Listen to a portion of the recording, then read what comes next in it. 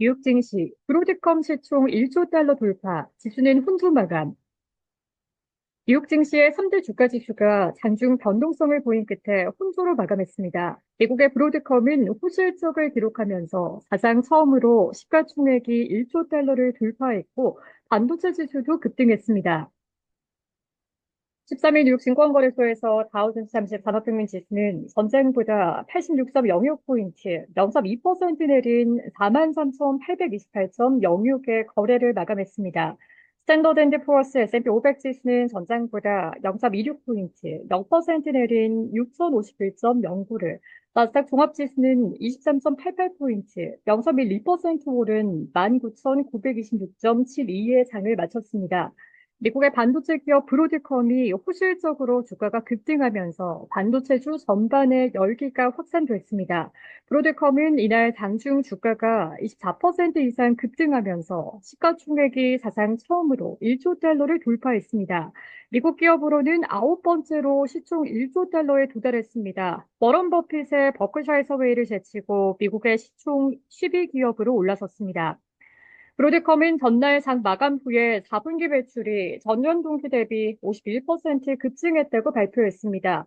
주당 순이익도 1.42달러로 시장 예상치를 상회했습니다. 특히 인공지능 부문 연간 매출이 전년 대비 220% 폭증한 122억 달러로 집계돼 시장에 낙관론을 안겼습니다. 브로드컴 주가는 올해 들어 지금까지 100% 이상 급등했습니다. 지난 5년간의 상승폭은 590%에 달합니다.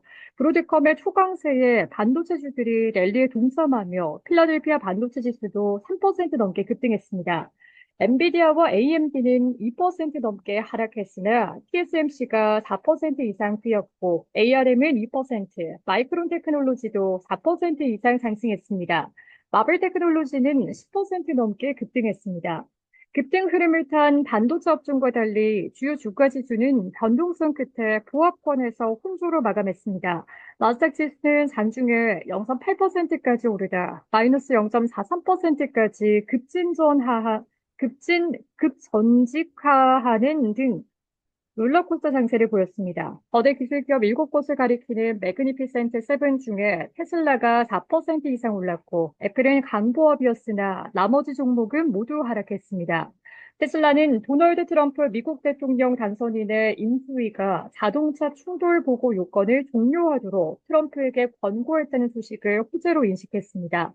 반면 우량주와 전동산업군의 주식들은 대체로 보합권에 머물렀습니다. 다우는 이날 하락으로 7거래 연속 하락세를 기록하고 2020년 이후 가장 긴 하락세를 찍었습니다. 고급 가구 및 인테리어 소품 소매업체 RH는 3분기 실적이 시장 기대를 하회했으나 연간 매출 전망치를 6.8%에서 7.2% 범위로 상향 조정한 후 주가가 17% 뛰었습니다.